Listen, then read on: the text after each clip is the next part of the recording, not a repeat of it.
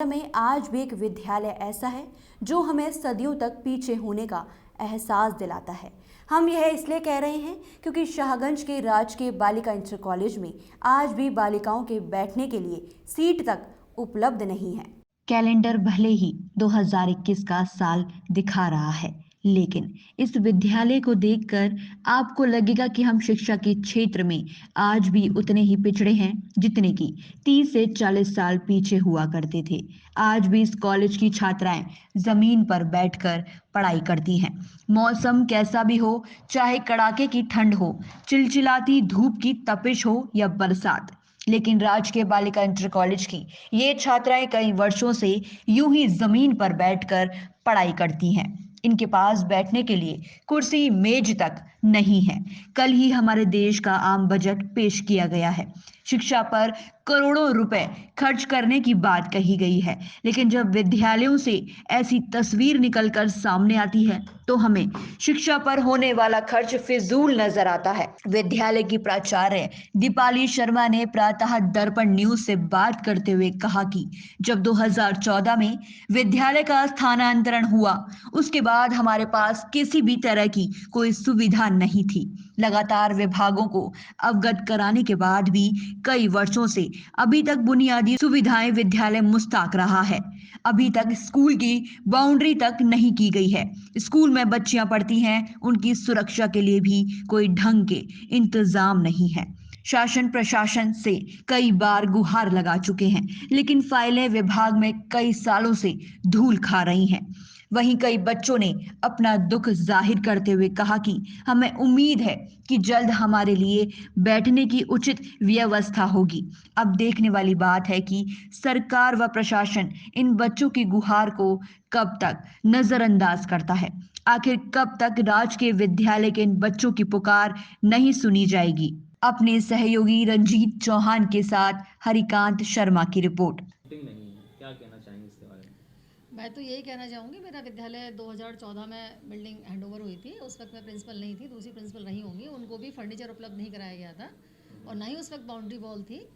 लेकिन धीरे धीरे इस विद्यालय में बेशक बाउंड्री वॉल या फर्नीचर नहीं है, लेकिन उसके बावजूद भी यहाँ कोई मतलब एक अराजक तत्वों का भी कोई खतरा नहीं है। समय समय पर प्रशासन के शासन के लोग आते रहते हैं, राउंडिंग होती रहती है यहाँ पर, और हमसे थाने के लोग भी आके मिलते हैं। वो तो भी अपना, तो इस तरह की कोई दिक्कत नहीं आई। और फर्नीचर के लिए नहीं था तो हमने प्रॉपर उसके लिए फर्श टाट पट्टी की व्यवस्था कर रखी है। जब मैं प्रधानाचार्य बनी थी तो मात्र 300 के आसपास छात्र संख्या थी।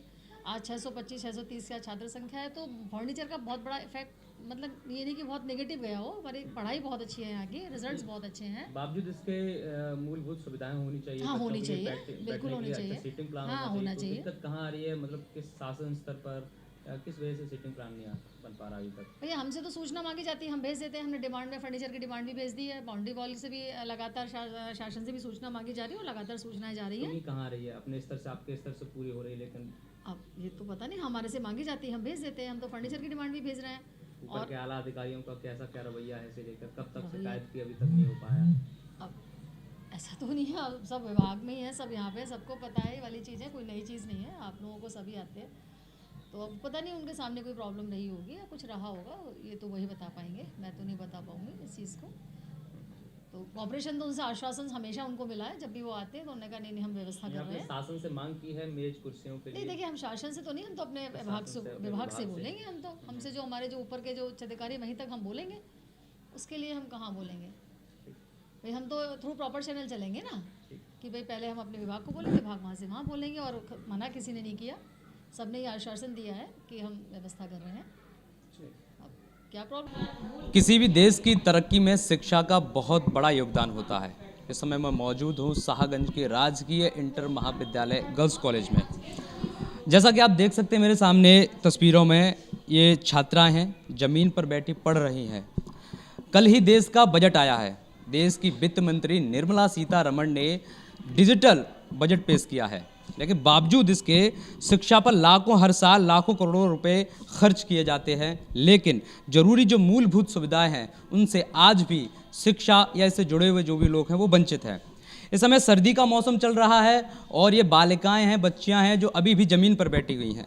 हमारी प्रिंसिपल मैम से बात हुई, उन्होंने बताया कि कई बार कई बार अपने विभाग के अधिकारियों को इससे संबंध में सूचित किया है, लेकिन इस ओर उनका कोई भी ध्यान नहीं है।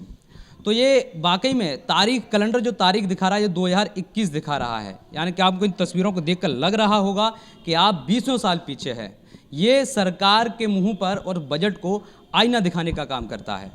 हमारे साथ 9th स्टैंडर्ड की बालिकाएं हैं, बच्चियां हैं जो ज़मीन पर बैठ के यहाँ पढ़ रही हैं। उनसे बातचीत करते हैं कि वो कब से यहाँ बिना मेज़ कुर्सी पर बैठे ज़मीन में बैठ के पढ़ाई कर रही हैं, लेकिन बावजूद इसके कॉलेज की तरफ से आश्वासन दिए जा रहे हैं कि जल्द ही सीटें आएंगी। लेकिन बच्चों से भी एक बार बात कर लेते हैं। क्या नाम है आपका? लवली कुमारी।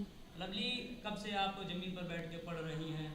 बहुत सालों हो गए, हर बार बजट आता है, लेकिन हमारी प्रिंसिपल मैम ने कई बार आश्वासन दिया है, तो हमें उम्मीद है कि जल्दी हमारे स्कूल में सीटें आएंगी। क्या लग रहा है इस साल आपको चेयर, बैठने के लिए कुर्सी मिल जाएंगी? हाँ, उम्मीद है। अच्छा, चलिए हमारे साथ एक और बच्ची है, उनसे भी बात कर लेते हैं। आपका क्या नाम? मेरा नाम करीना है। करीना, ठंड का मौसम है और सर्दी भी खूब लगती होगी, ज़मीन पर बैठती है, तो टेबल नहीं है, कुर्सी नहीं है, क्या कहना चाहेंगी? लोग जो सुन रहे हैं, आप उनसे क्या कहना चाहेंगे कि हमारे लिए जल्दी चेयर और कुर्सी आ जाएं? अच्छा, इसके लिए क्या लग रहा है आपको कि कब तक आने की उम्मीद है? जल्दी ही आने की उम्मीद है? जल्दी आने की उम्मीद है। चलिए, बहुत अच्छा।